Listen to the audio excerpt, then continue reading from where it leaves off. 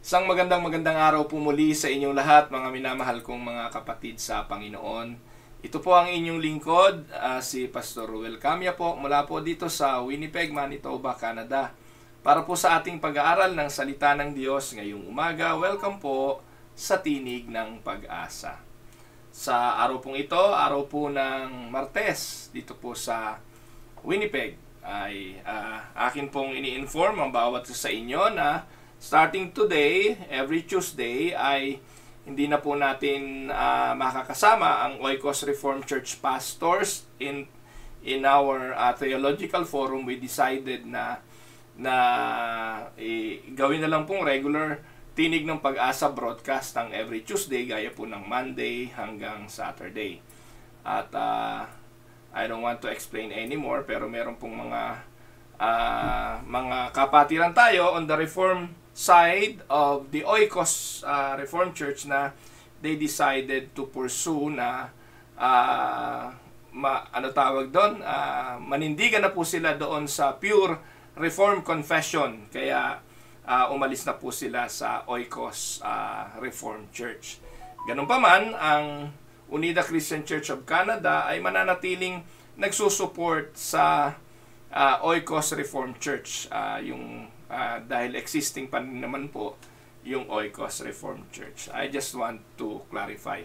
Wala pong samaan ng loob. I just want to inform na meron po talagang mga paninindigan ng bawat isa, and noon pa man ay sinasabi ko na ang Winnipeg Unida Christian Church o ang Unida Christian Church of Canada ay hindi naman po kami pure confessional Reformed Church. Ano po? In fact, yung aming church polity o yung amin pong church system ay mas nakalin towards Presbyterianism. At yun po kasi yung root talaga nung akin pong pananampalataya. Lumaki po ako at yung natutunan, yung Presbyterianong paraan ng pamamahala ng simbahan. At nung dumating po ako rito sa Canada, when established the first church here in Winnipeg, yun po yung dala-dala naming confession na kami po ay hindi po reform yung aming pamamahala. Mahirap po ipaliwanag kasi it will take a lot of time explaining kung ano ba yung reform side ng church management. Iba po yun. So, ang problema po rito is not the issue of the doctrine. Na po, tandaan po ninyo, umalis po kami sa Iglesia Evangelica Unida de Cristo dahil sa issue ng doktrina. Ayun, so may problema po sa doktrina, hindi sa pamamahala. In fact, yung pamamahala namin dito, parehas pa rin ang pamamahala ng Iglesia Evangelica Unida de Cristo. Our church management is almost synonymous. Ano po, parehas po. Pero, yung doktrina, malaking difference. Kaya, umalis na po kami kasi hindi na po namin kayang tanggapin yung mga itinuturo. Lalo na nung nagturo na po yung GenSup noon, yung General Superintendent noon, na talagang taliwas doon sa aming pinaniniwalaang doktrina. Ayaw namin na yung mga kaanib namin dito ay paniwalaan na yun ang aming stand. Yung una po roon, yung nagturo siya na yung faith, yung regeneration precedes faith, na mananampalataya ka para ka ma-born again. Hindi po namin kayang tanggapin yun kasi that is contrast to the scripture, na para ka ma-born again kailangan ka manampalataya. And it was preached and it was taught sa social media, na kumalat po yun, may mga videos po yun. Kaya kami bilang mga naniniwala sa idea na kailangan ka munang ma-born again bago ka manampalataya, nanindigan po. It is not a small issue, it is a big issue. Tapos yung masyado po nilang leaning towards Arminianism, na hindi naman po yun ang stand ng simbahang yun. In fact, dati po naninindigan ang Iglesia Evangelica Unida de Cristo na itinatakwil namin ng matindi ang paniniwala ng mga Pelagiano. So meaning talagang Iglesia Evangelica Unida de Cristo don't adhere to the Pelagian teaching. Yung pong Arminianism, hango po yan doon. Ano po yan? evolution na po yan ng Pelagianism. Kaya hindi po namin kayang tanggapin yon. So lilinawin ko po ang reason kung bakit kami umalis sa Iglesia Evangelica Unida de Cristo is doctrinal. Sablay na po ang mga doktrinang kanilang mga itinuturo. Kaya po walang makapag-live ngayon dyan sa mga yan. Nagtataka ako bakit yung mga obispo hindi gumawa ng forum. Bakit yung mga obispo hindi tumayo at magturo ng kanilang mga doktrina kung ano talaga yung doktrina nila. Kasi may scrutinize sila eh. Dahil na ang Canada po nagpahayag, this is what we believe. Eh ngayon, anong stand ng IEUDC? Hindi po namin alam. Kayo na po magtanong sa kanila. Tanungin nyo mga pastor nyo, ano ba talaga pinaniniwalaan namin? Bakit ang Canada umalis? Ito ba'y issue ng leadership? No. For so many years I've been here, hindi naman po kami sinuportahan ng kahit ano ng Iglesia Evangelica Unida de Cristo. Pero hindi yun ang reason. I always stick to Iglesia Evangelica Unida de Cristo kasi mahal ko ang simbahang yan. Wala po akong simbahang nakilala kundi yan. At nung dumating ako rito, parehong prinsipyo, kung anong doktrina tinuro ko, kung anong pamamahala tinuro ko, mission kami ng Iglesia Evangelica Unida de Cristo.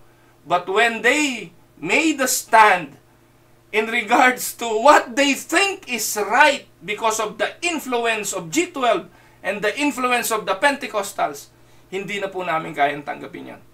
Kaya 3 years ago, kami po ay hindi po nakabahagi. Kaya kung nababasa nyo po na bakit pa rin Unida ang aming title, kasi po, yun po yung registered name namin dito. And take note, Unida Christian Church of Canada is a legitimate registration here in Canada.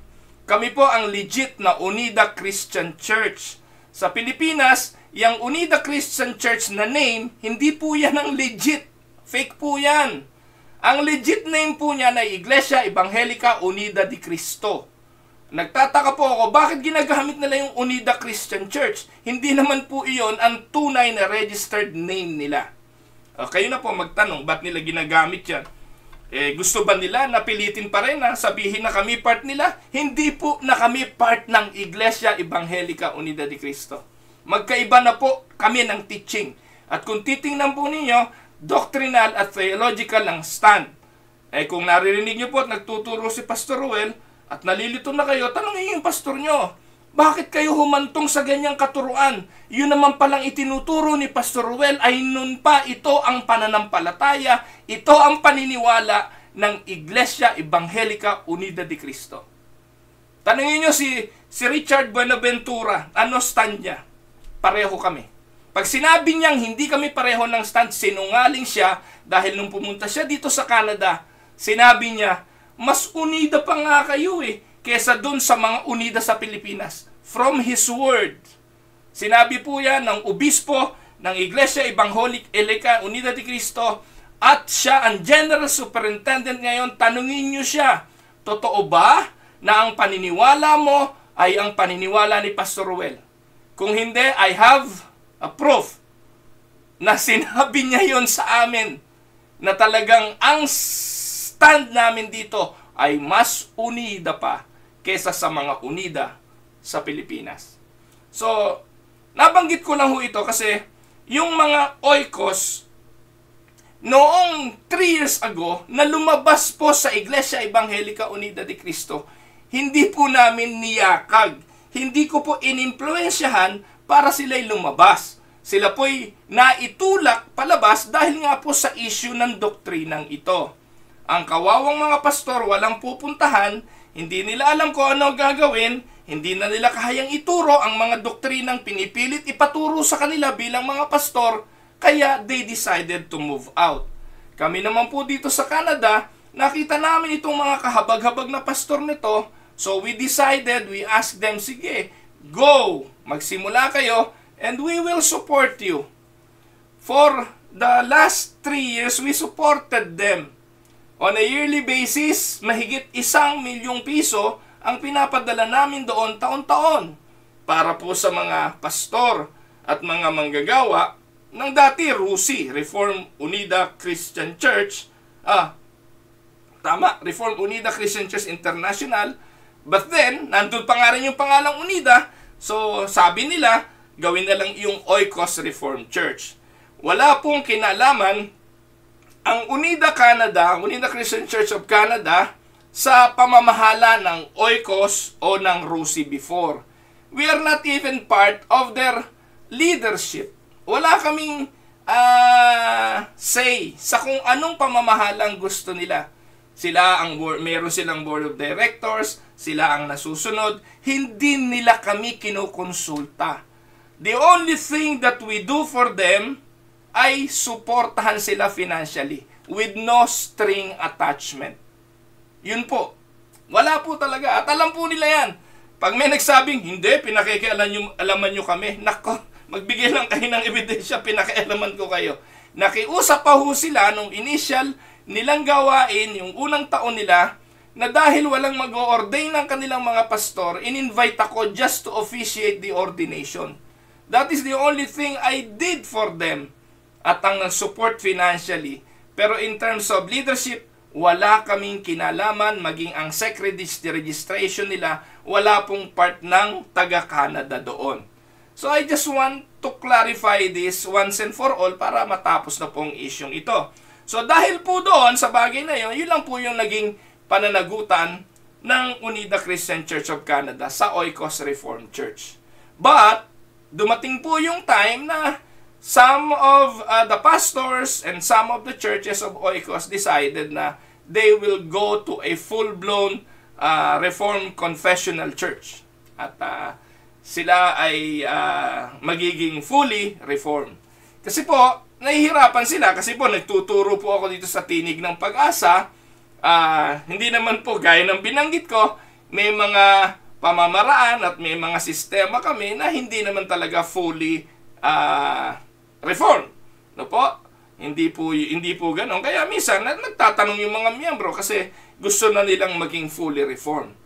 At yun po ang naging dahilan. So, take note mga kapatid na ito po ay pasya ng mga pastor at iginagalang po natin ito.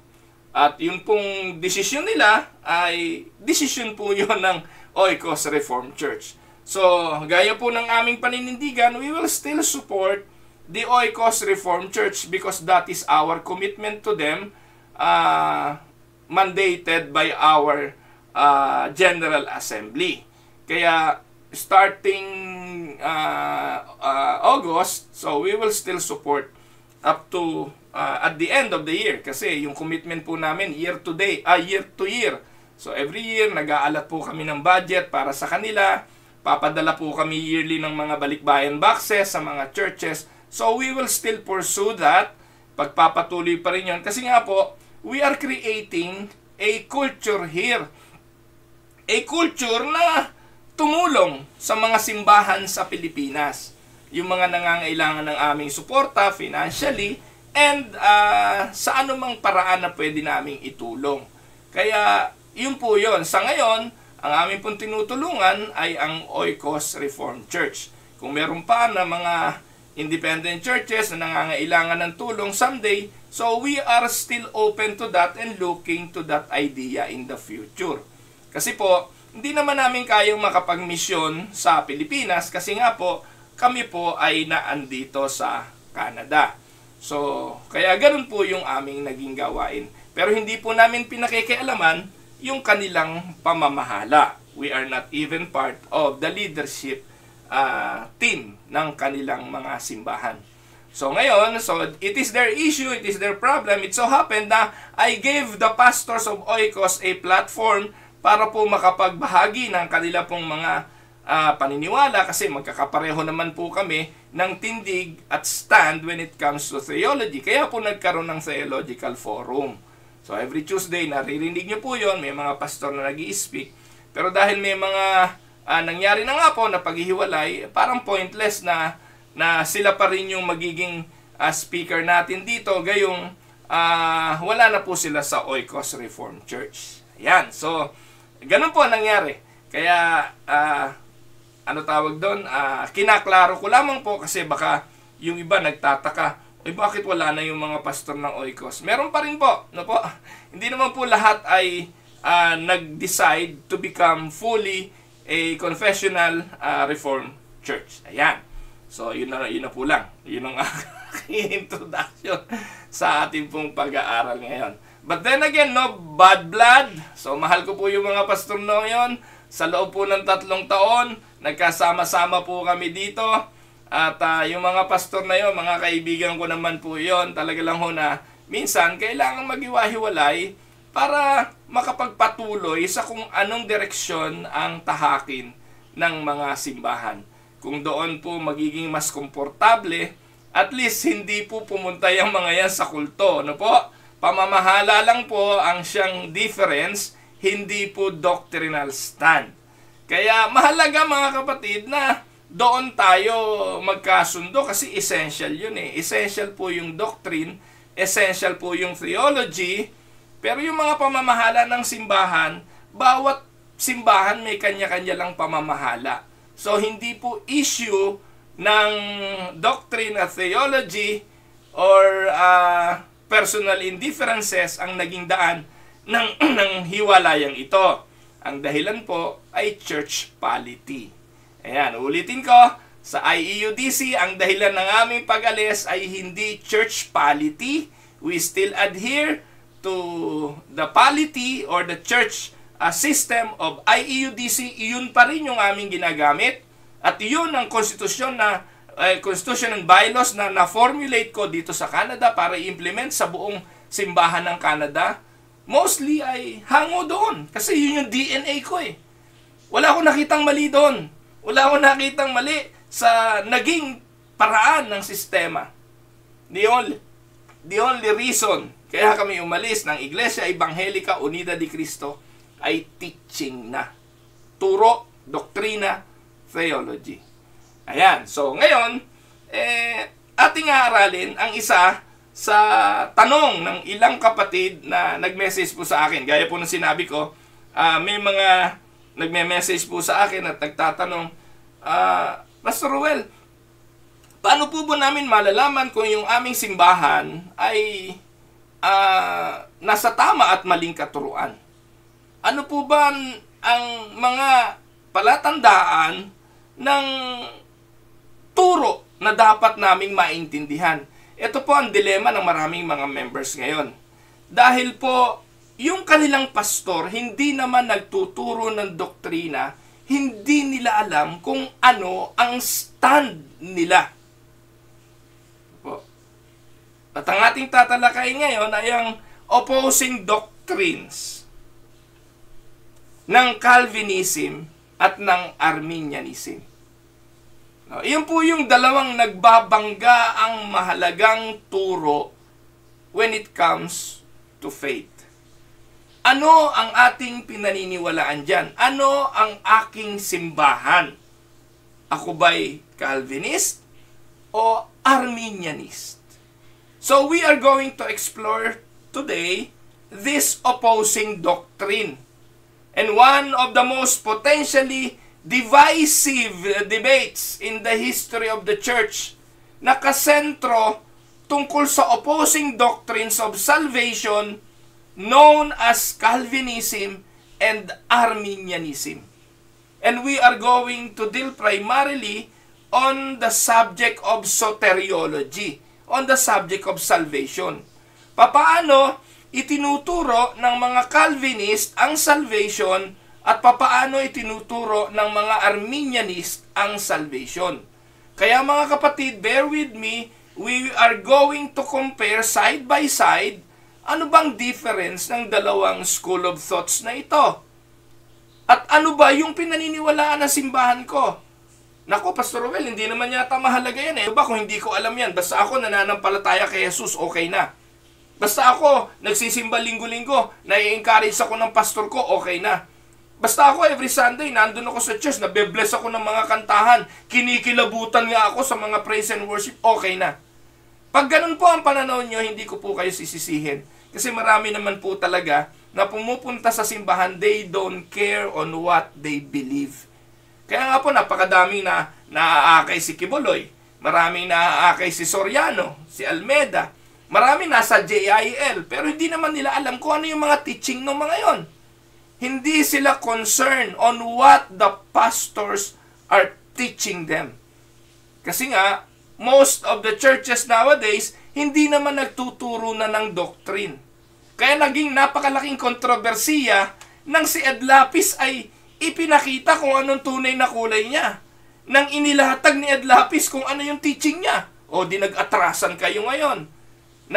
Nag-back off kayo. Yung DCAS daw, pinigil na ngayon na magturo. Katagal-tagal ng teaching ni Ed Lapis yan eh. Ngayon lang kayo pumalag. Bakit? Ngayon niya lang inilabas ito sa social media. Pero turo niya na yan sa kanyang mga kaanib nun pa. Bahagi yan ng kanyang doctrinal and theological teaching. Kapag nagdodoktrina sila, turo nila yan. Kaya nga yung si Rolando Garcia na doon sa church na siyang nag-viral, alagad yan ni Ed Lapis eh. Mentor niya si Ed Lapis. So, ibig sabihin, sa School of Thoughts ng day by day, iyan ang teaching. So, alam ba ng marami yan? Hindi. Yung mga nasa day by day, alam ba nila yan? Hindi. Kasi tuwan-tuwa sila sa mga practical teaching ni Ed Lapis. Sa mga practical teaching ng mga pastor na ito. At doon po sila nakafocus at nakakonsentrate. Pero mga kapatid, ano ang DNA ng simbahan na iyong dinadaluhan? It is very important, mga kapatid. Kasi pwede kang madaya nang hindi mo alam na dinadaya ka. At yun po ang malungkot. May mga kapatid na nandun sa pananampalataya yun for so many years, manipulated by the pastors, no? Enticed by the pastors on their preaching and their teaching every Sunday, pero hindi alam ng mga miyembro na sa likod nun, eto pala yung belief system ng church na yon. So, kaya ngayong araw, bibigyan ko kayo ng opportunity na masuri kung ano ba yung pinaniniwalaan ng simbahan ninyo. Mag-jot down po kayo ngayon para malaman ninyo kung ano yung pastor ninyo, kung ano yung stand niya. Po kayong mahiyang magtanong kasi yung pastor ninyo, ang primary role niya ay sagutin yung inyong mga tanong. Pag hindi kayo nasasagot ng inyong mga pastor, ay may malaking problema po tayo doon kasi ito naman ay basic of the faith. Soteriology nga lang ito eh. Doctrine of salvation nga lang ito. Pero ito yung gospel, ito yung itinuturo at ito yung ipinangangaral ng simbahan. At kung ang pinapangaral ng simbahan ay hindi malinaw sa mga miyembro, ano po ang magiging epekto nito? Kaya yung mga natututunan nyo po rito, yung mga tinuturo ko po, isulat po ninyo. Then compare it, apple to apple. Sabihin nyo, Pastor, ano ba stand natin dito? Ano ba stand natin concerning this? So yun, tanungin nyo siya. Para malaman ninyo, at least once and for all, alam ninyo kung anong stand. Ngayon, pag ayaw sagutin ng pastor at pagagalitan pa kayo, sabihin, yan ang problema, nakikinig ka kasi kay Pastor Will. Kung hindi ka nakinig, di wala ka sanang problema ngayon. Lalong malaking problema yon. Ibig sabihin lang nun, umiiwas yung pastor or hindi alam ng pastor. Yun po yung katotohanan. Huwag po kayong magagalit. Huwag ninyong hayaan na ang inyong mga pastor ay makatayo sa mga pulpito ng napakahabang panahon na every Sunday, puro kwento lang ang maririnig ninyo. Puro emotional appeal ang maririnig ninyo. Kailangan pong ituro niya, responsibilidad niya na ituro sa inyo kung anong pinaniniwalaan ng inyong simbahan.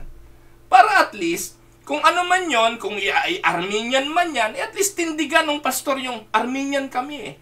Kasi hindi nyo pwedeng paghaluin yan, mga kapatid.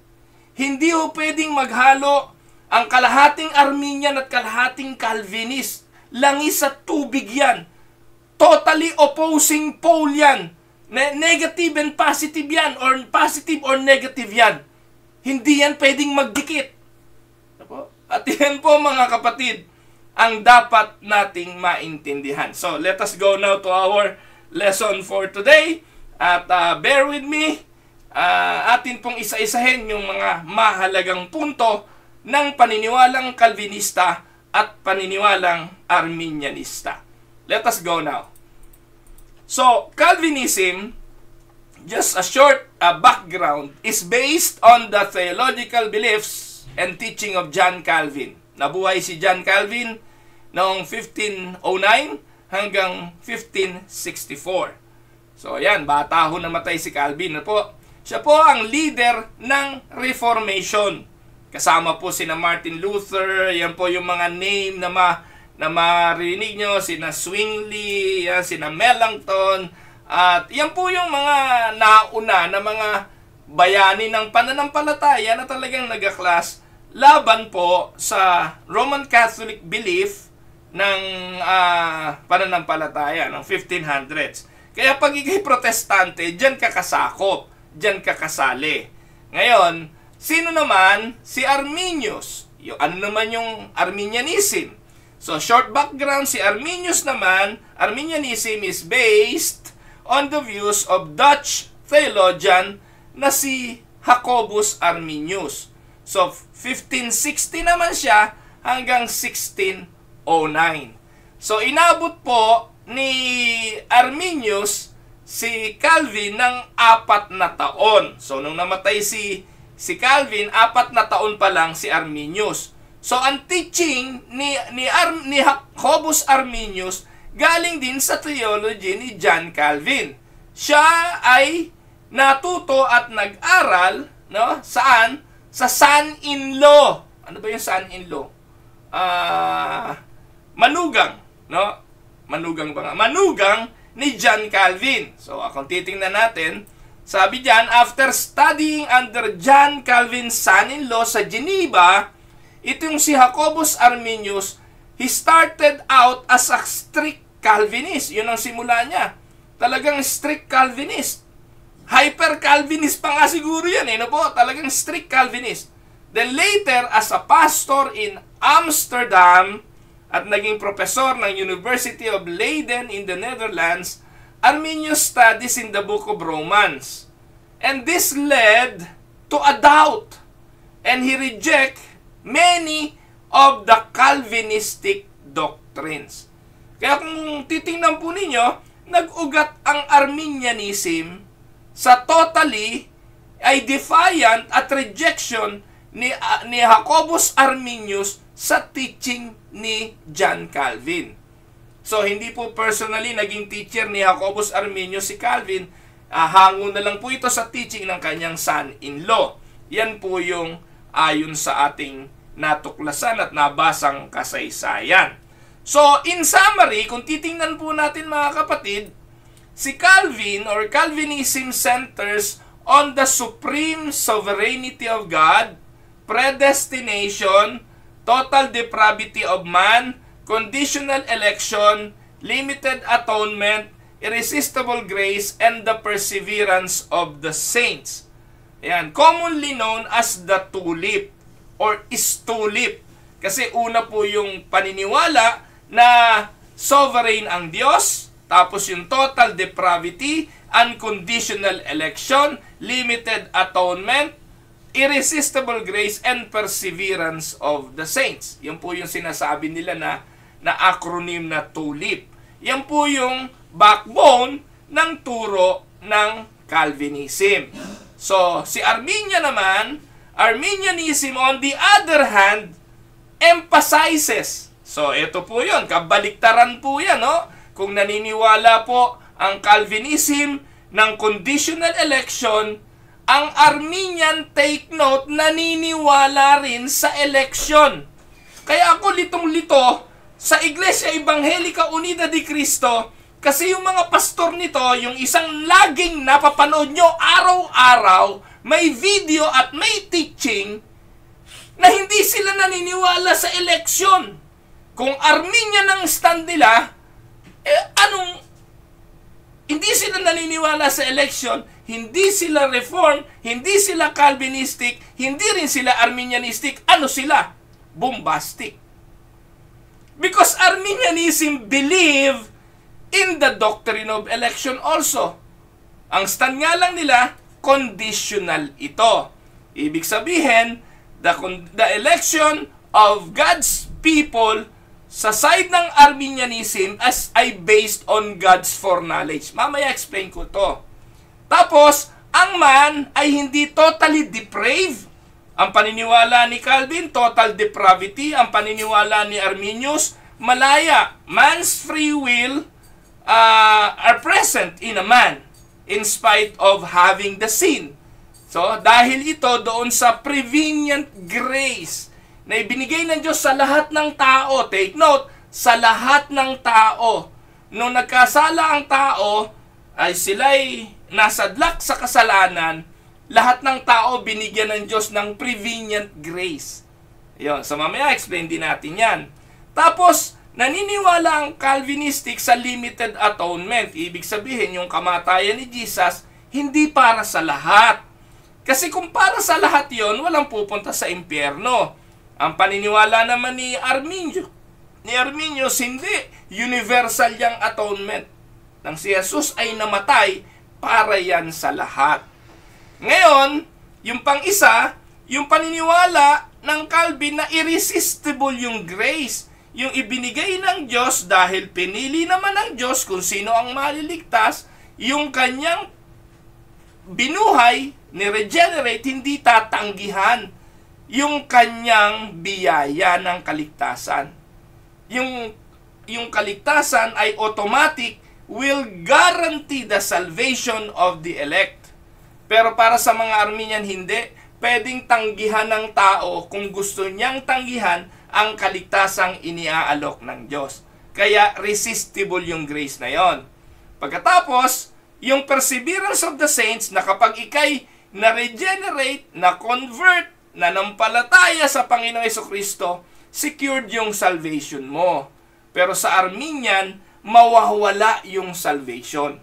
Kaya hindi secured. So, ayan po yung dalawang nagbabanggaan. Pwede ba nating pagsabahin yan? Pwede bang kumuha ka ng dalawa doon sa Calvin at dalawa dito sa Arminian? Hindi pwede. Kasi isang hulog lang yan. Naiintindihan niyo po? Kaya pag ang pastor ninyo minsan magtuturo na may mukhang Calvinistic, tapos magtuturo ng ilang parte doon sa Arminian, yun po yung mga pastor na lito. Yung mga pastor na hindi alam kung ano yung kanyang ituturo. At marami po nito. Nakakalungkot, marami pong ganong pastor without a solid theological stand, pati mga miyembro ay nagiging namamanipulate nila sa kanilang mga kagustuhan. So, sa umaga pong ito, tingnan natin, what exactly does all this mean? Nagbigay tayo ng mga terminology. Paano natin to iintindihin? So, the easiest way to understand these differing doctrinal views is to compare them side by side.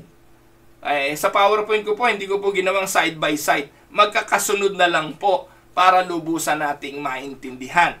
So, let us now compare, mga kapatid, para malaman nyo kung kayo'y Arminian o kayo'y Calvinist. So, kumpara natin. Compare beliefs of Calvinism versus Arminianism.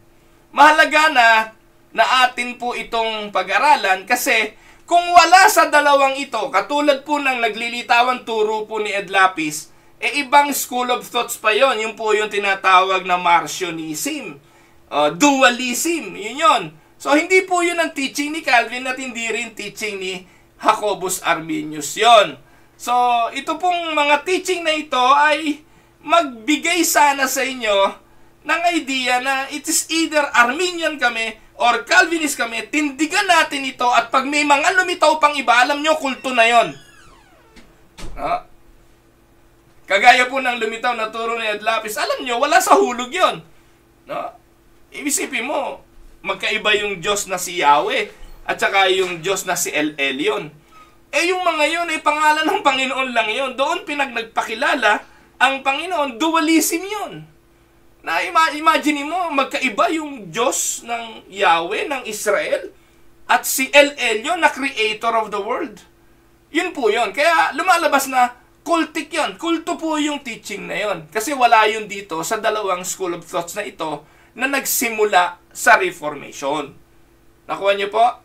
So, atin pong pagkumparahin at unahin po natin muna yung teaching or yung stand about God's sovereignty. So, both this school of thoughts believe in the sovereignty of God. Ang Calvinist naniniwala doon sa sovereignty of God. Yung Arminian naniniwala sa sovereignty of God. Ano ba yung sovereignty of God? The sovereignty of God is the belief that God is in complete control over everything that happens in the universe. That is the definition of God's sovereignty. God is in complete control. Ngayon, tanungin mo yung pastor mo, Pastor, ano pong stand natin sa sovereignty ng Diyos? Siya ba ang may control ng lahat? O meron siyang hindi kayang kontrolin? Meron bang kayang mangyari na hindi alam ang Diyos? Meron bang nagaganap sa mundong ito na naganap na hindi nalaman ng Diyos? Meron pa bang ibang kumikilos sa mundong ito na pwedeng makakilos without the power and the knowledge and control of God? Doon po madedetermina mo kung ano yung stand ng pastor mo. Kasi po ito po yung backbone isa sa backbone ng Reformed Calvinist doctrine. God is sovereign. Kapatid, tinuturo naman ng pastor mo, walang aksidente sa Diyos Tinuturo naman ng pastor mo, lahat alam ng Diyos. Tinuturo naman ng pastor mo na lahat ay nangyayari dahil pinayagan ng Diyos. May mga talata po na magbubukas pa sila ng mga sitas ng Biblia to prove that. Ang tanong ay ito, gaano ka-sovereign ang Diyos? When it comes to salvation, sovereign pa rin ba siya? Siya ba ang may kapangyarihan kung sino gusto niyang ililigtas o hindi? Or, wala siyang control sa bagay na yon? Yan po yung unang question So take note that the meaning of sovereignty is the belief that God is in complete control over everything that happens in the universe. His rule is supreme and His will is the final cause of all things. Kaya nangyari yan, will ni Lord. Yun po yun, basic. Kaya naganap yan, will ni Lord. Kaya ganitong sitwasyon, kalooban ng Diyos. Walang nangyayari sa mundong ito na hindi kalooban ng Diyos. Kung hindi ganon ang inyong paniniwala, ibig sabihin, iba ang view nyo ng God's sovereignty. Amen? So, ngayon, puntahan natin ang stand. Unahin natin ang Calvinism. In the Calvinist thinking, when we are speaking of God's sovereignty, ang paniniwala ng mga Calvinists, God's sovereignty is unconditional. It is unconditional, it is unlimited, and absolute. Ano pong ibig sabihin nun? Ibig sabihin nun, all things are predetermined by the good pleasure of God's will. God foreknew because of His own planning. Nalaman niya dahil plano niya na yon. Nakita niya dahil pinlano niya na yon. Nagaganap dahil planado niya na ang lahat. At sa paniniwalang ito, mga kapatid, mapapayapa ang puso mo, mabibigyan mo ng kaluwalhatian ng Diyos kasi walang nagaganap ng hindi niya alam. Kaya dito pa lang po, pag pinag-aralan na ngayon yung mga attributes ng Diyos, doon ngayon papasok yung mga idea na babaguhin mo rin yung attributes ng Diyos kung hindi complete sovereign ng Diyos. For instance, kung hindi ka naniniwala na God is sovereign, isa lang ibig sabihin nun, hindi siya omniscient. Hindi siya nasa lahat ng dako. O hindi siya all-knowing. Kasi yung omniscience of God, lahat alam ng Diyos. Kaya may mga teaching na ang Diyos hindi omniscient. Kagaya ni Eli Soriano. Hindi siya naniniwala sa God's sovereignty, kaya ang teaching niya tungkol sa Diyos, limited din ang kanyang pagkaalam. Hindi rin siya omnipresent. Hindi siya present sa lahat ng dako. Wala siya sa beer house, wala siya sa mga lugar na sugalan, wala ang presensya ng Diyos doon. Kasi, Iyon ang teaching ni Elo Soriano dahil ang paniniwala niya hindi sovereign ang Diyos. Pero mga kapatid, kahit na sa pinakamadilim na bahagi ng anumang karanasan ng tao, nandun ang Diyos because that is what we believe. Na-discuss ko na po yan eh. Yung mga attributes ng Diyos, immutability, aseity of God, yung omnipotent of God, omniscience of God, lahat na yon. Kung hindi nyo po alam yung mga yon, puntahan nyo po yung YouTube channel ng Tinig ng Pag-asa. Hindi po pwedeng magsalimbayan ng mga turo na yon. Nakalinya po ang attributes ng Diyos sa idea of God's sovereignty. Amen? Ngayon, ano naman yung Arminianism?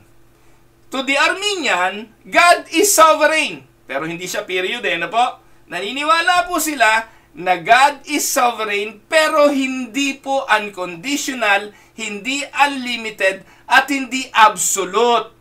Sovereign ng Diyos pero limitado yung kanyang control because of the man's freedom and response.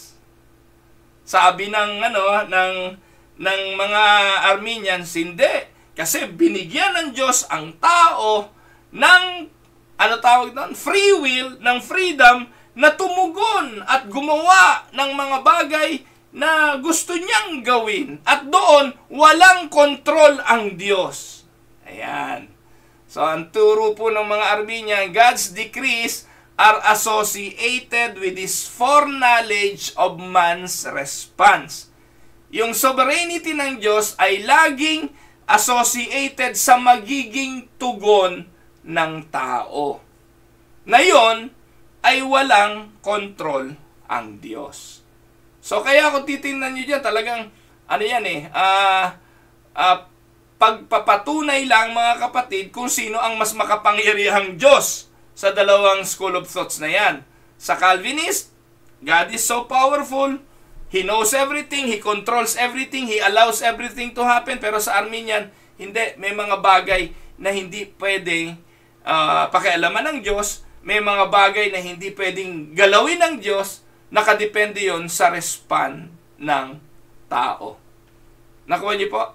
So that is on God's sovereignty. So bagamat naniniwala ang Arminian na sovereign ng Diyos, according to them, limitado yung kanyang control. Limited yung kanyang control. Now, let us go to another topic, the topic of man's depravity. Ayan. So, yung result ng sin, yung epekto ng kasalanan, for the Calvinists, they believe in the total depravity of man. While the Arminians hold to an idea dubbed as partial depravity. Mga kapatid, hindi mo yan pwedeng paghaluin. Ito po mga kapatid, kung nagbabasa kayo, yung kabilang po sa Iglesia Evangelica Unida de Cristo, if you are still on that church, at marami naman po na nandito po sa nanonood sa akin na kabilang pa rin sa Iglesia Evangelica Unida de Cristo, tingnan nyo po yung ginawang saligang batas, yung Green Book.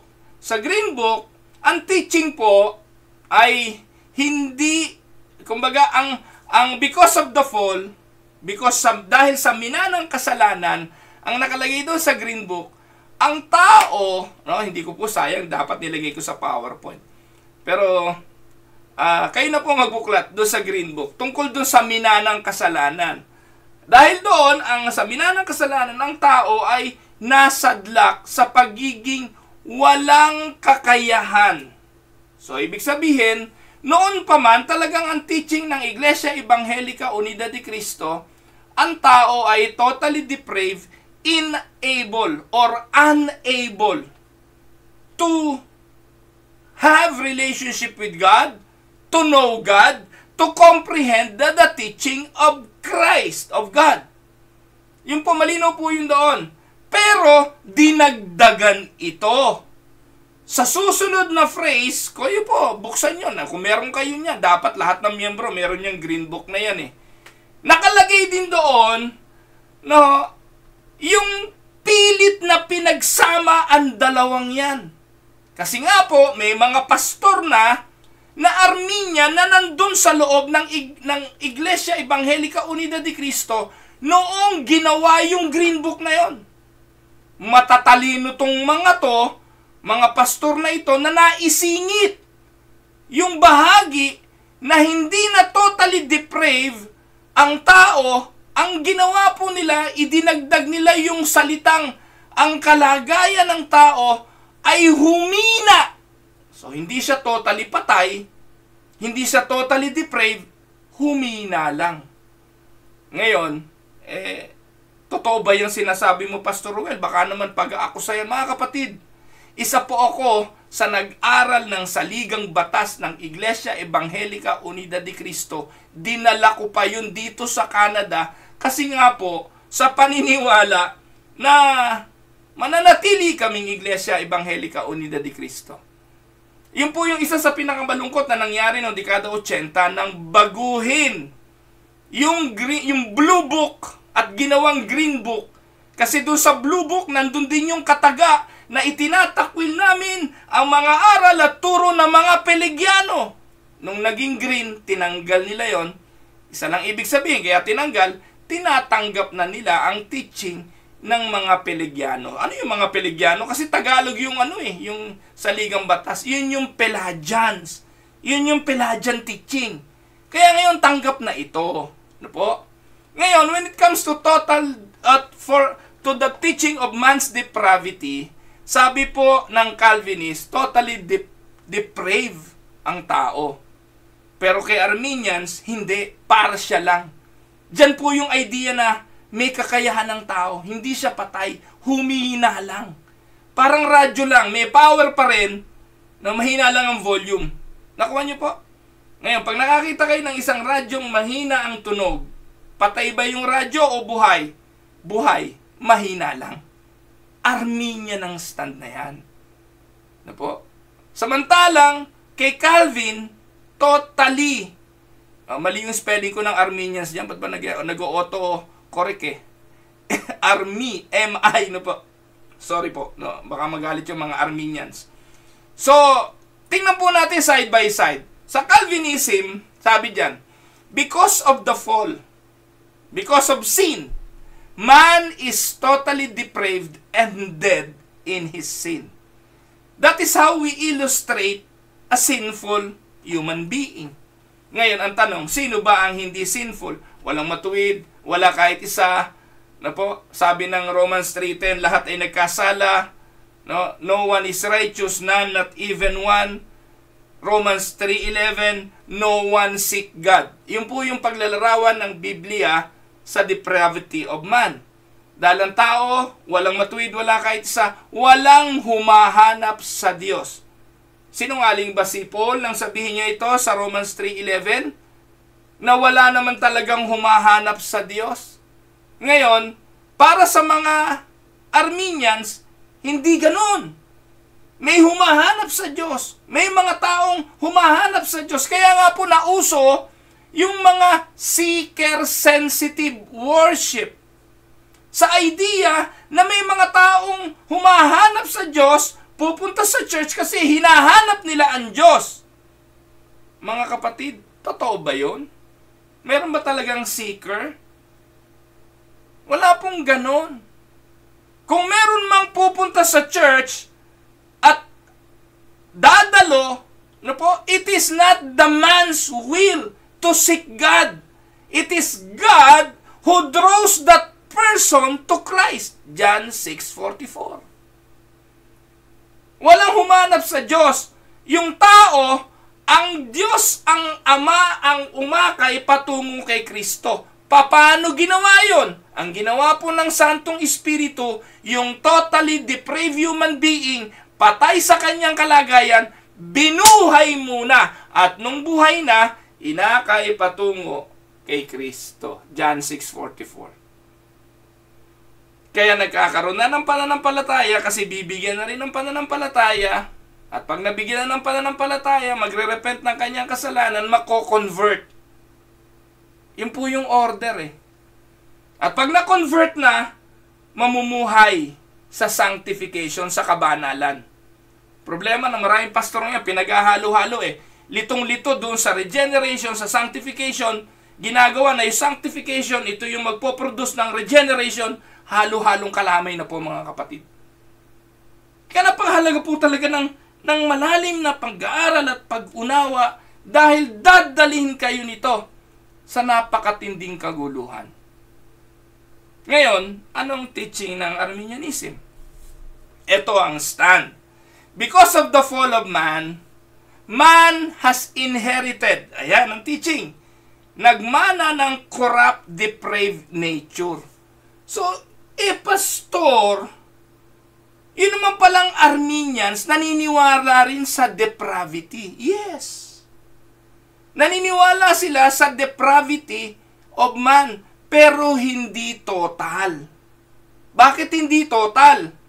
Kasi ang paniniwala ni Arminius, noong ang tao ay namatay dahil sa kasalanan, binigyan siya ng Diyos ng prevenient grace. Lahat ng tao tumanggap ng prevenient grace. Ito yung nagtanggal ng guilt ng kasalanan ni Adan. So yung prevenient grace is defined as the preparatory work of the Holy Spirit given to all.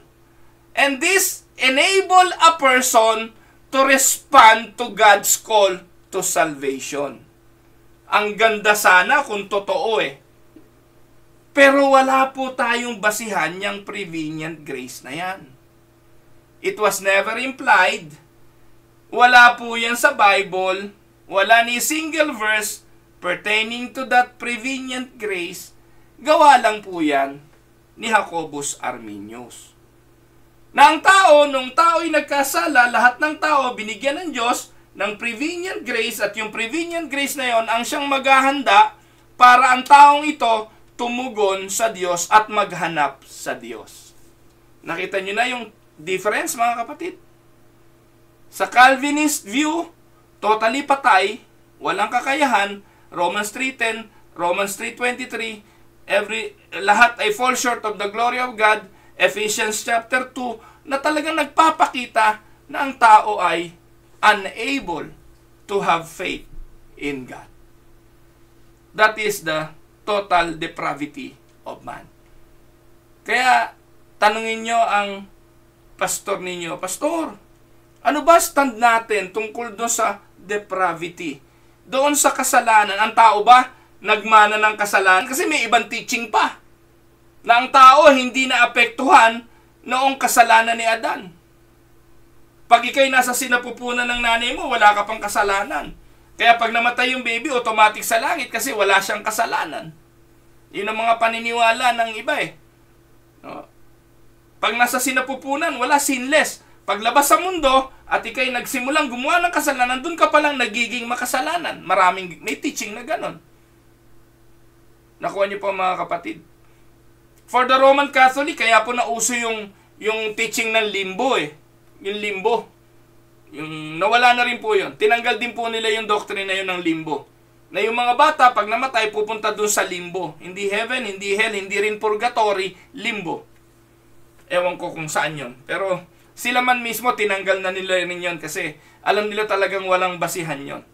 They no longer teach the doctrine of a limbo, na kung saan pupunta ang bata pag sila ay namatay. So kasi nga, may mga iba-ibang idea, may iba-ibang thoughts when it comes to man having sin. Kailan ba to nangyari? Nasa sinapupunan pa lang ba? May kasalanan na? Ano po? Kasi nga po, lahat ng tao, minana ito, lahat ng tao ay nagkasala. Yun po ang sabi ng Romans 3:23. For all man come short to the glory of God. We all come short to the glory of God because of sin. Now, puntahan natin yung tinatawag na doctrine of election. Ito, makinig po kayo, lalo na yung mga nasa Iglesia Evangelica Unida de Cristo. Maganda po ito, na po, kasi yung sikat yung pastor na araw-araw nagla-live ngayon at nagtuturo, iba teaching yun tungkol dito. Kakaiba yon. Hindi po Arminian, hindi rin po hindi rin po Calvinist. Ewan ko kung saan niya nahagilap yung teaching na yun. Delikado yan, mga kapatid. So, election refers to the concept of how people are chosen for salvation. Calvinists believe election is unconditional, while Arminians believe election is conditional.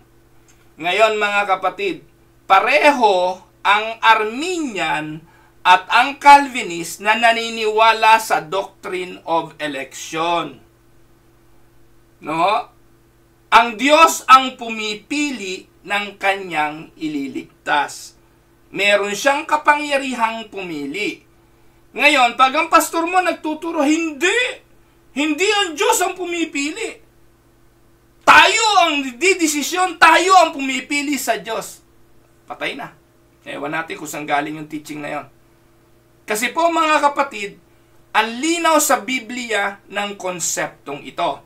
Tingnan po natin anong stand ng mga Calvinists regarding this. Ang sabi po, before the foundation of the world, God unconditionally chose or elected some to be saved. Election has nothing to do with man's future response. The elect are chosen by God bago palikain ang sanlibutan. For further verses of the teaching of election, mga kapatid, napakarami ko na pong teaching, individual yan, isa-isa. Sovereignty of God, total depravity, election, isa-isa ko na pong tinalakay, isa-isa ko na pong pinag-aralan ang mga bagay na yan at ibinigay sa inyo sa Tinig ng Pag-asa YouTube account. Puntahan nyo na lang po kasi baka sinasabi nyo ngayon, asan ang mga verses mo? So, pinagkukumparahan na lang po natin ito. I have no time to give verses, to discuss all those things kasi napakahaba. Bawat isang subject niya yan kulang isang oras po sa discussion yan At marami na po dyan. Puntahan nyo po yung aking teaching about election, unconditional election. Po, na-discuss ko na po yan. So, ang Calvinist naniniwala na ang pagpili ng Diyos para iligtas ang kanyang mga elect ay bago palikain ang sanlibutan. Ibig sabihin, it was planned by Him. Kung paano niya ito ginawa, mga kapatid, di kaya ng isip natin yun His thoughts are not our thoughts. His minds are totally far from our minds. We cannot comprehend that. But that is the belief of God's sovereignty. Siya ang gumawa ng lahat ng bagay. Bago niya gawin ang lahat ng bagay, planado niya na lahat ito. Mula po, bago mag-Genesis, at sa kaduluduluhan ng Book of Revelation, kung ano man ang dulo, nandun ang Diyos. Alam ng Diyos, kontrol ng Diyos, pinahintulutan ng Diyos, ginawa ng Diyos. That is how sovereign God is. So, ngayon, pumili na siya.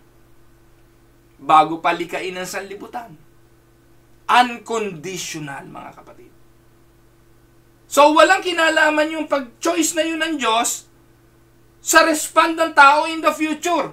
Dito nagkakaiba ang Calvin at Arminian. Makinig po kayo, may doctrine din ng election ng Arminian.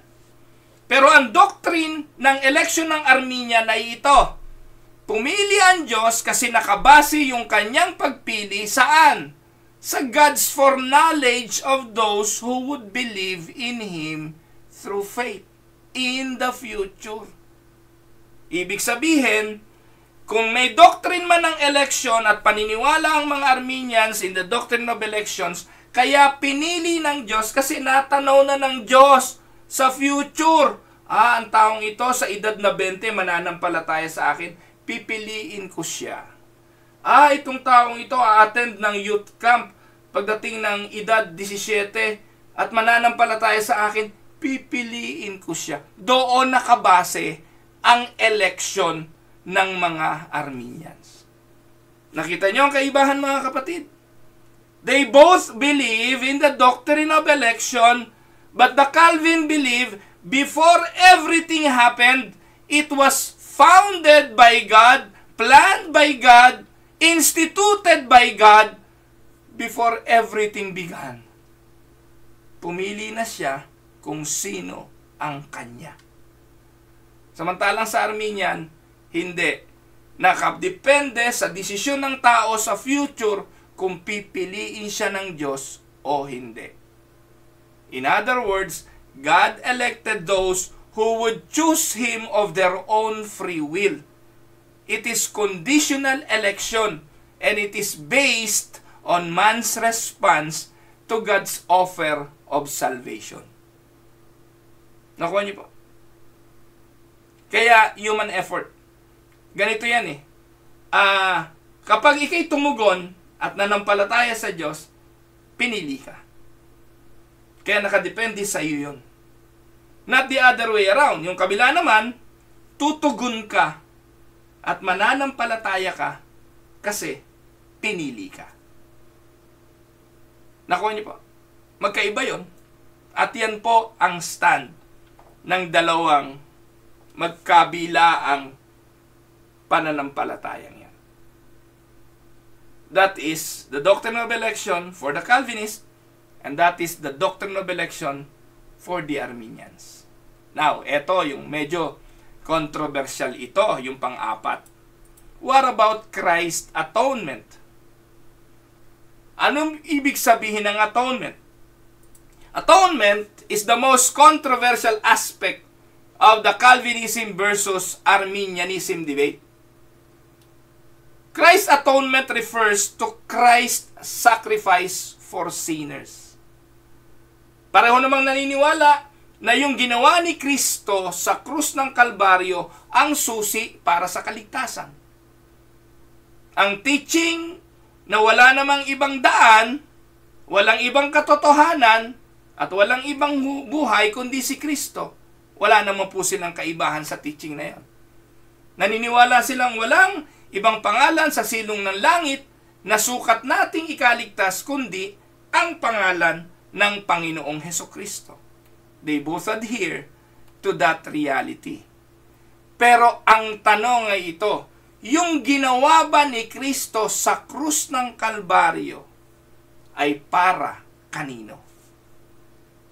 Ayan, dito, yung sikat na sikat ninyong araw-araw nagkukwento. Ito po, teaching niya, mga kapatid. Meron po akong video, yun po ay tinabi ko para lang patunayan na talagang kakaiba teaching ng pastor na yon. At ang teaching po niya talaga, yung kamatayan ni Kristo sa krus ng Kalbaryo ay para sa lahat. Ganun nga po bang mababasa natin sa Bible?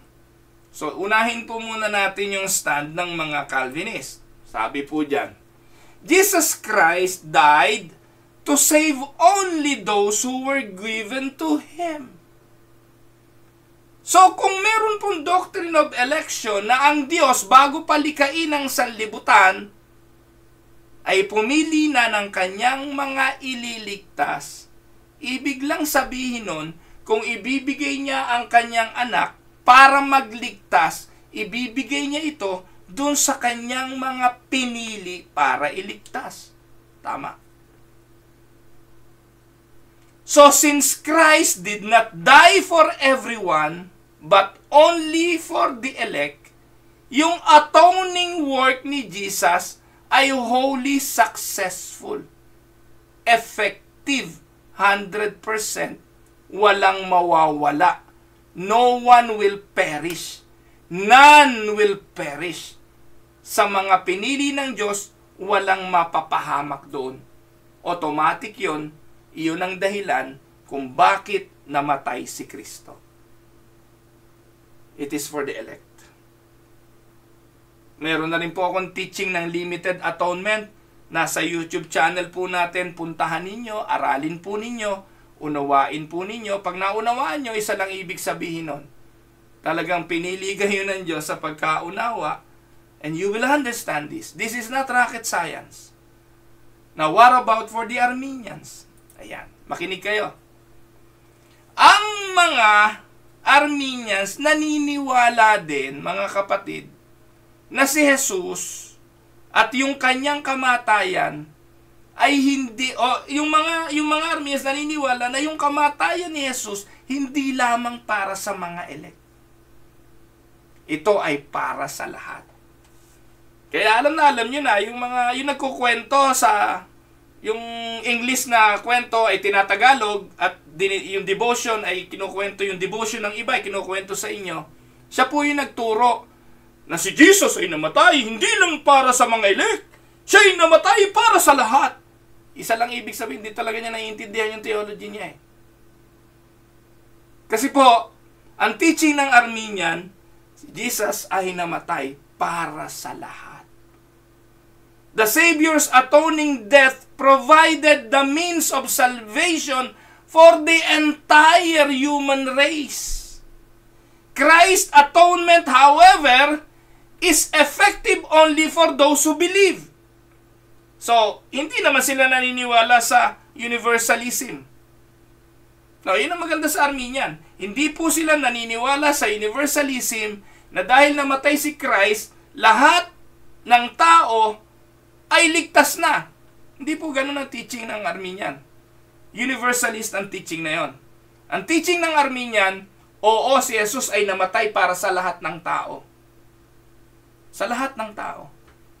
Pero effective lang yung kanyang kamatayan doon sa mga mananampalataya. Ang tanong, meron bang mananampalataya? Meron bang sasamba kay Kristo? Sabi nga na Romans 3:11 no one seek God. Walang mananampalataya sa kanila on their accord, on their account, on their own free will and desire. Because the human heart is deceitful and evil.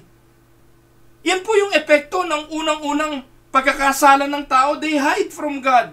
They don't want to see God. They don't want even to talk to God. They don't want fellowship with God. At ito yung epekto ng kasalanan. Kaya kung titingnan natin, sino ba ang humanap sa Diyos? O sino ba humanap sa tao? Di ba ang Diyos ang unang naghanap? Nasaan ka, Adan?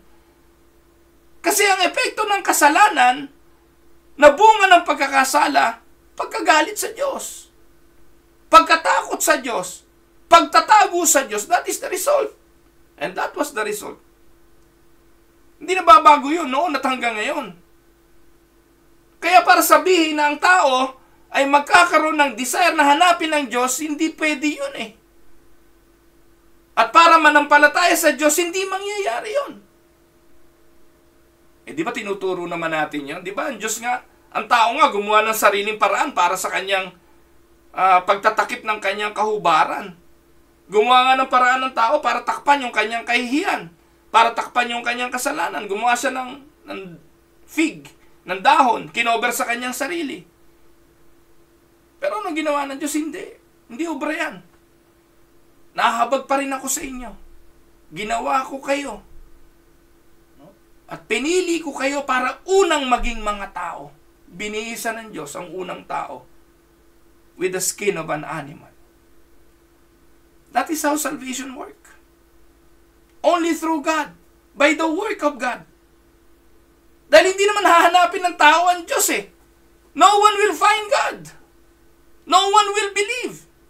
Paano ngayon yung paniniwala na kung sa lahat ng tao ang ginawa ni Kristo, hindi siya effective sa lahat? Yung kamatayan ni Jesus, hindi siya effective. Meron lang effect ito, saan? Doon sa mananampalataya sa Kanya. Eh wala nga mananampalataya, di wala rin silbi yung kamatayan ni Jesus sa krus ng Kalbaryo. While on the Calvinist side, 100% effective kasi ang reason kung bakit namatay si Christ ay para lang talaga sa mga pinili ng Diyos sa kaligtasan. It is for the elect. Kaya the atoning work of Christ is limited. Limited to the elect. Because only the elect will believe. And how they will believe? By the regenerating work of the Holy Spirit. Bubuhayin muna sila, maboborn again muna sila, and they will believe. Mga kapatid, nalilito ba kayo? Para sa further study niyan, hanapin niyo po yung Tinig ng Pag-asa YouTube account ng inyong lingkod at doon niyo po panoorin yung teaching about limited atonement. Mag-subscribe na rin po kayo para lagi kayong manonotify ng mga teaching na ito. So, yan po ang teaching about Christ atonement. Di po ba, mga kapatid, naniniwala po ba kayo na effective yung kamatayan ni Jesus doon sa krus ng Kalbaryo? Yung nabuhos na dugo doon, is it effective or not? Ang sagot nyo, effective. How effective it is? 90%? 99%? 80%? Or 100%? Ang tawag po nun, efficacy eh. Di po ba? Yung gamot, walang gamot na ibinebenta na 100% efficacy. Na kapag ininom mo, automatic 100% gagaling ka. Pero para mapatunayan na yung gamot na yon ay 100% effective, kailangan lahat ng iinom noon ay gagaling. Tama? Now, the COVID vaccine, di po ba iba-iba eh. May Moderna, mayroong Pfizer, mayroong pang gawan China, iba-iba eh. Bakit po yung COVID vaccine ay may kanya-kanyang ratings ng efficacy? Sabi, ang pinakamataas yata ang rating Pfizer, kaya gusto lahat Pfizer eh. Mataas, 90% yata. Pag nadali ka ng COVID vaccine ng Pfizer, 90%. Lahat ng nasa saksakan ng 90% ay, ano tawag doon? Immune po sa COVID virus. So, ibig sabihin po noon, kung 90%, merong 10 na hindi kasali. Nakuha nyo po? Merong 10 na hindi makakasama. Yung Moderna yata, nasa around 70% lang. So, malaki-laki yung hindi kasali. Yung nasaksakan ka, hindi lang sa 100 sinaksakan, 30 doon, walang effect yung vaccine. Ngayon, balikan natin yung tanong. Yun bang ginawa ni Kristo sa krus ng Kalbaryo? Gaano ka-effective? Ano yung efficacy ng atonement na ginawa ni Jesus? Yung kanyang pagtubos. Tatanungin ko kayo, 100%? 90%? 99%? Ilang percent? Ang ating paniniwala, 100%. That is how powerful what Christ did. Tandaan po ninyo, walang naiwanang Israel sa Ehipto because of the blood of the Lamb. Ano pong ibig kong sabihin? Ang utos ng anghel sa mga taga-Israel na nasa Egypt, magpatay kayo ng kordero, kunin nyo ang dugo, ipahid ninyo sa inyong doorpost. Pagdaan ng anghel ng kamatayan, napapatay sa mga panganay. Hindi na sisilipin kung sino nasa loob doon. Alam na yon ng anghel. Na kapag may nakitang dugo sa doorpost, lalampasan niya na yon. Lahat ng bansang Israel, 100% nakalabas ng Ehipto, nilampasan ng anghel ng kamatayan dahil sila ay pinili ng Diyos para lampasan at effective 100% yung dugo ng kordero. Tama? Now, what about for the Egyptians? Dahil hindi sila pinili, lahat ng walang pahid ng dugo, patay. Kaya napuno ng iyakan ang buong Ehipto pagkatapos ng gabing yon. Dahil lahat ng mga panganay, pati hayop, patay. Now, on that note, on that context, ayan, Nanay Pilisa, tanungin niyo po ang pastor ninyo kung nalilito kayo. At importante po, maintindihan nyo yan. Hindi po to rocket science. Po. Nawala tuloy ako eh. On that context, kung ang bansang Israel, na siyang pinili ng Diyos 100%, nakatakas po sila sa Ehipto. Palatandaan po yun at yun ay paglalarawan ng atonement of Jesus. Ganon din si Jesus, yung kanyang dugo na nabuhos sa krus ng Kalbaryo, 100% will be effective only for His elect, only for His bride, only for His church, only for His people, only for His friend, only for His sheep. Nakuha niyo po. Kung nalilito kayo, kausapin niyo po yung pastor niyo. Pastor, turo mo sa amin yun.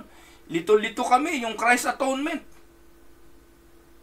Pero for further study, kasi yung mga verses di ko na po maibibigay sa inyo, puntahan niyo po mga kapatid doon sa ating YouTube channel. Paulit-ulit. Number 5, tingnan natin ang stand tungkol sa grace. Ayan. Ano naman yung grace? God's grace has to do with His call to salvation. Calvinism says God's grace is irresistible, while Arminianism argues that it can be resisted. Ayan. Kanina, ang sabi ng mga Arminians, ang pinili lang ng Diyos, no? At yung ang pinili lang at maaapektuhan nung atoning work ni Christ sa krus ay yung mga mananampalataya. Yan, alinaw naman po kanina, di po ba? Ngayon, ang teaching ng mga Calvinist ganito. Sabi nila, while God extend His common grace to all mankind, it is not sufficient to save anyone. So dito, dinefine ni Calvin yung dalawang uri ng grace. Yung tinatawag na common grace at yung tinatawag na effectual grace o yung grace na maglilid to salvation. Pakinggan po natin ito. So, yung pong common grace, kay mayaman, kay mahirap, kay makasalanan, kay hindi, ibinibigay ng Diyos yan. Katulad yan ng pagsikat ng araw. Hindi naman po sumisikat ang araw para lang sa mga mananampalataya. Hindi naman po sumisikat ang araw para lang doon sa mga pinili ng Diyos. Umuulan, hindi lang naman po sa mga tanim ng mga mananampalataya. Umuulan din kahit sa hindi mananampalataya. Yung biyaya ng Diyos ng wealth, ng prosperity. Hindi naman po mga believer lang ang nagkakaroon nito. In fact, kung i-analyze mo nga, mas matindi pa yung kayamanan ng mga non-believers. So, ang tawag doon ay grace. Common grace. And common grace are enjoyed both by the believers and non-believers. But the common grace are not sufficient to save anyone. Hindi ito yung salvific grace. Hindi ito yung grace na nakapagliligtas. Kaya yung nature, yung kalawakan, yung mga creation ng Diyos, yung kagandahan ng nilikha, nagpapaalala lang yan na merong creation at merong creator.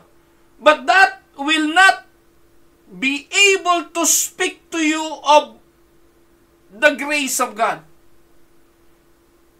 Meron talagang grace na magdadala sa iyo sa kaligtasan. At ito yung salvific. Ang tawag doon ay irresistible grace. Only God's irresistible grace can draw the elect to salvation and make a person willing to respond. Ito rin yung tinatawag na effectual calling or effectual or internal call. Biyaya yun. This grace cannot be obstructed and this grace cannot be resisted.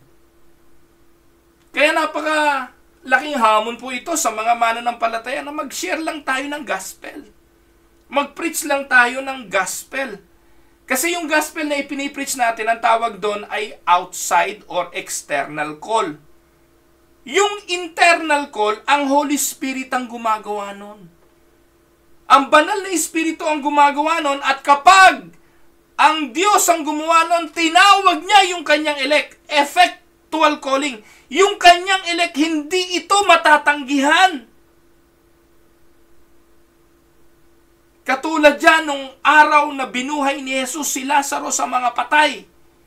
Ganun-ganon ang paglalarawan ng pagtawag ng Diyos sa kanyang mga elect. At ang tawag doon ay grace. Irresistible. Pagtawag ng Diyos, Ruel, Saulo, Saulo. Hindi po yun natatanggihan. Kaaway si Saulo, mamamatay Kristiyano si Saulo, pero nung tinawag na siya, internal call of God, the grace of God was given to them. Hindi na to na-resist ng dating kaaway. Hindi na to na-resist ng dating mamamatay Kristiyano. Ang tawag nga ang ganyan Panginoon. Katulad din yan nung nakapako sa krus sa Kalbaryo. Dalawa po yun. In the beginning, minamak din nila si Jesus. Both of them, they mocked Jesus. But on the cross, it was implied. Hindi naman nakasulat doon Hindi naman natin nabasa ron. Pero ang ating paniniwala, it was implied na nung oras na yon, God called the thief on the cross. And He called him by name. And by doing so, ang taong ito ay tumugon. At makita natin yung manifestation ng tugon na yon. Immediately, ang taong ito ay nakilala si Jesus na may kaharian. Nakilala niya na siya ay makasalanan. At anong sabi niya? Alalahanin mo ako pagdating mo sa iyong kaharian. Look at the response of Jesus. Ang sabi ni Jesus, ngayon din, kakasamahin kita sa paraiso. Therefore, that man was elected. Before the foundation of the earth, pinili siya para sa kaligtasan.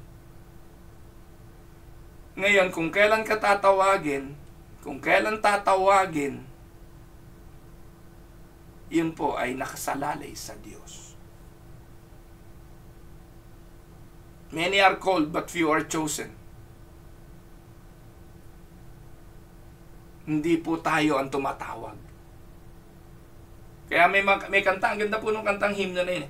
Ang Panginoon ay tumatawag. Diba?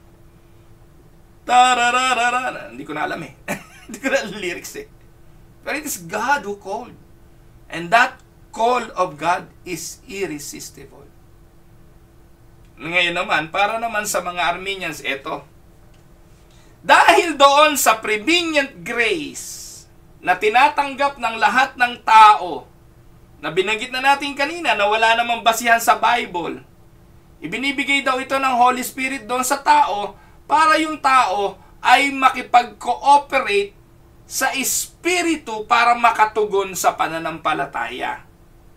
Through prevenient grace, God removed the effect of Adam's sin. Yan po ang teaching, no? Dahil doon sa prevenient grace na yon, tinatanggal daw ng Diyos yung epekto ng kasalanan ni Adan. At dahil doon, ang tao ay may free will na. Because of the free will of man, they can accept or resist the grace of God. Ayan. Kaya kung titingnan po ninyo, pinaghahalo-halo yan talaga ng mga pastor. May free will tayo. Pwede nating tanggihan. Pwede kong tanggihan ang salvation. Pero mga kapatid, hindi ganun. Yung pinili ng Diyos, pag tinawag na ng Diyos, hindi siya makatatanggi. Well, huwag niyo ipagkamali. Yung God's call to holiness and God's call to salvation. Magkaiba yun Minsan pinaghahalo kasi yung God's call for regeneration, yung regeneration teaching at saka yung sanctification teaching. Magkaiba yun. Hindi ko lang po pwede talaga lang nang sabay-sabay ang lahat ng ito eh. Kasi minsan tumatawag ang Diyos for commitment, for holiness, for sanctification para magpakabanal. Ibang call yon. That is a call for commitment. But what we are discussing here is the call of God for salvation. And that call of God is called grace. And that grace is irresistible. Hindi yun natatanggihan ng totoong pinili. Ngayon, yung mga tao, ang siyang nagdidesisyon, kaya pagdating sa evangelism, magkaiba approach dyan. Pag ang Armenian na nag-evangelize, talagang, katakot-takot na emotional appeal. Katakot-takot na music ang kailangan, paiyakan, para yung tao mabagbag ang kanyang kalooban at siya ay magdesisyon sa kanyang sarili para tanggapin ang Diyos. Or para hindi tanggapin ang Diyos. Pero para sa mga nasa Calvinistic view, wala naman tayong kapangyarihan dun eh. Hindi tayo ang nangungumbinsi. Nagbabahagi tayo ng ebanghelyo sa paniniwala na it is God who internally called that person already. At kapag narinig na nung taong yon yung internal call of God, they will respond to the external call of the gospel. Nakuha niyo po. Ayan. Ngayon, kung nalilito pa rin kayo, may teaching din po tayo niyang Irresistible Grace sa YouTube channel. Parating ka. Kasi lahat po ng ito na-discuss ko na. Natalakay ko na po, paulit-ulit lang ako. Napuntahan naman natin yung man's will. Ayan. Ito, maganda to. Bakit ginawa tayong robot ng Diyos? Ganyan ang mga teaching eh. Hindi tayo mga robot, hindi tayo sunod-sunuran. Alam niyo mga kapatid, kung meron po akong panalangin, sana ginawa na lang ako robot ng Diyos. Kasi kung ginawa ako robot ng Diyos, hindi na ako magkakasala kasi siya na mag-guide sa akin eh. Pero meron na rin po akong teaching about man's will, before the fall, after the fall, anong naging epekto nito sa tao. So, nandyan na rin po yung sa Tinig ng Pag-asa. Hanapin nyo na lang po. Pero ganito po yan, the free will of man versus God's sovereign will is linked to many points in Calvinism versus Arminianism debate. Ito lagi ang sentro ng pagtatalo eh. No po? Para sa mga Calvinist, lahat ng tao are totally depraved. Na-discuss ko na kanina yan. And this depravity extend to the entire person, including the will. If the will, if man's soul is in bondage because of total depravity, then the person's will is also in bondage to something. If the will is, if the soul of man or the spirit of man is in captivity or in slavery to something, then that includes the will. It is also slave to something. So except for God's irresistible grace, men are entirely incapable of responding to God on their own. So kinokontra po nito yung paniniwala kanina ng Calvinism in regards to grace. Ano po? Hindi makaka-respond sa grace ng Diyos na iniaalok ng Diyos ang tao, hindi siya makakapanampalataya kasi sa kalagayan na siya ay alipin ng kasalanan. Yung will ng taong alipin sa kasalanan ay nakakiling saan? Sa lust of the flesh at doon sa mga umaalipin sa kanya. At ang umaalipin sa tao ay kasalanan, nakakiling siya sa kasalanan. Hindi niya kailanman mapipili ang Diyos. Kaya kung pag-uusapan ay kaligtasan, yung totally deprived human being, yung kanyang will, nakakiling din saan? Sa kasalanan. Hindi niya mapipili ang Diyos. Pero sa Arminianism side, because of the prevenient grace, ayan, paulit-ulit, kasi yan yung pinakamalaking determining factor dyan, yung prevenient grace na yan eh.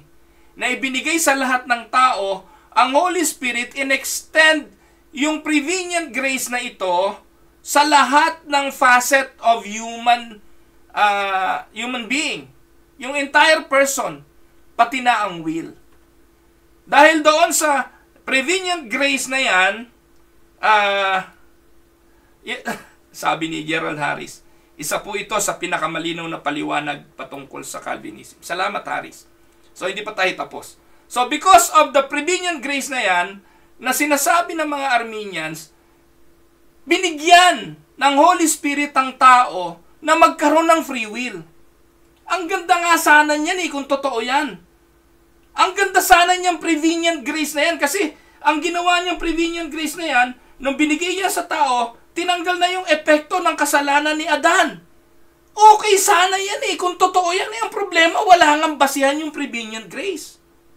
Imagine niyo dahil dyan sa prevenient grace na yan, ang tao ay nawala yung kanyang pagiging patay sa kasalanan, binuhay siya, meron siyang kakayahan, na dahil sa prevenient grace na yan, ay meron ng free will ang tao na mamili at piliin ng Diyos. Ang problema dyan, walang basis yung prevenient grace. You cannot even find it in the scripture. Ginawa yan ni Arminius para pabulaanan at kontrahin lang ang teaching ni Calvin. Nakuha niyo po? Kaya in essence, mga kapatid, ang taong makasalanan, kasama tayo noon dati, hindi tayo makakatugon sa Diyos sa ating free will dahil nga tayo ay patay. Kaya importanteng buhayin muna tayo para tayo makatugon. At ang tawag po doon sa theology ay regeneration or being born again or rebirth. Kaya nga sabi po ni Jesus kay Nicodemus, John chapter 3, unless a man be born again, he cannot see the kingdom of God. Kay Arminius, no, he can see the kingdom of God because he has free will because of the prevenient grace. Wala po nun Kwento lang yon. Gawa lang yon ni Arminius. Kaya, ang teaching na totally depraved ang tao, kasama ang kanyang soul, o yung iba'y tawag ay spirit, kasi interchangeable naman yung soul and spirit. Isang araw, tatalakayin din natin yun para huwag kayong malito. Isa lang yon, yung spirit o yung soul, isa lang yon. Di tayo naniniwala dun sa tripartite human nature na body, soul, and spirit. Isa ibang araw, ating pag-aaralan yan po. So, yan, wala tuloy ako. So, ang paniniwala mga kapatid na ang ating mga espiritu ay patay, wala tayong kakayahan na tumugon sa tawag ng Diyos. Maliban ang Diyos ang siyang bumuhay. Unless we receive the effectual call of God that we cannot resist, hindi tayo makakapanampalataya at makakalapit sa Diyos. Amen?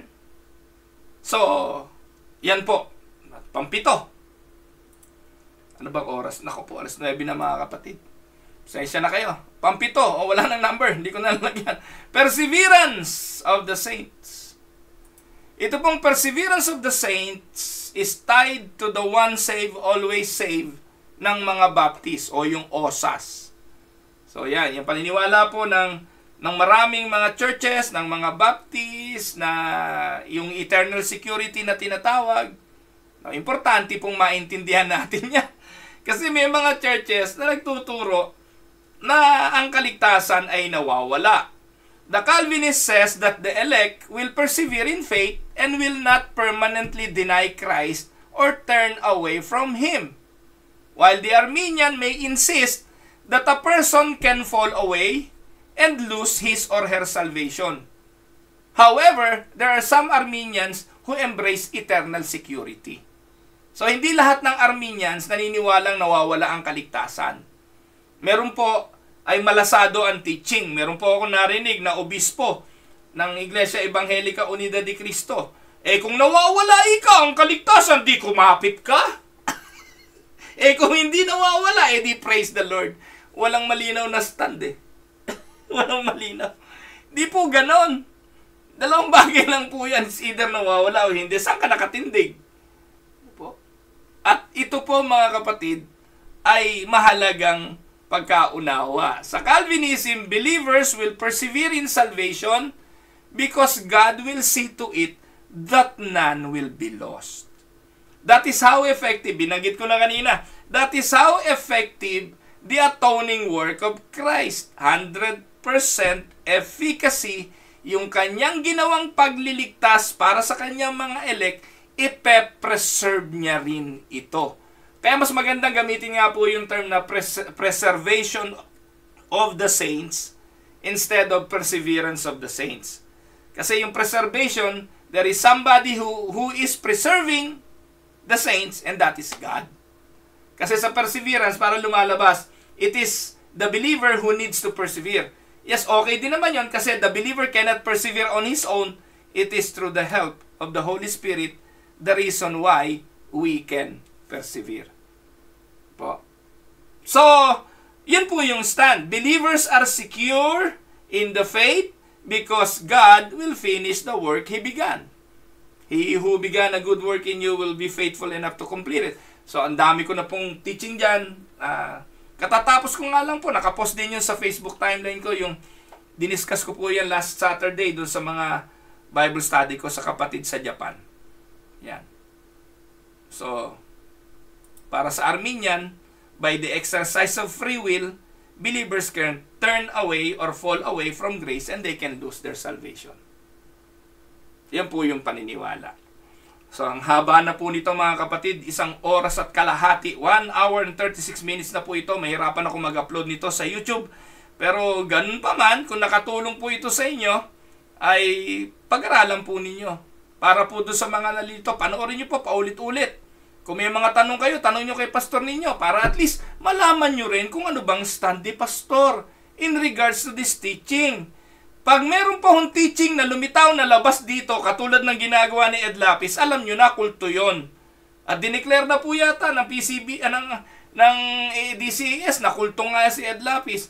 Eh, bidang-bida pa rin sa inyo. Ano po? Yung iba, pinagtatanggol pa.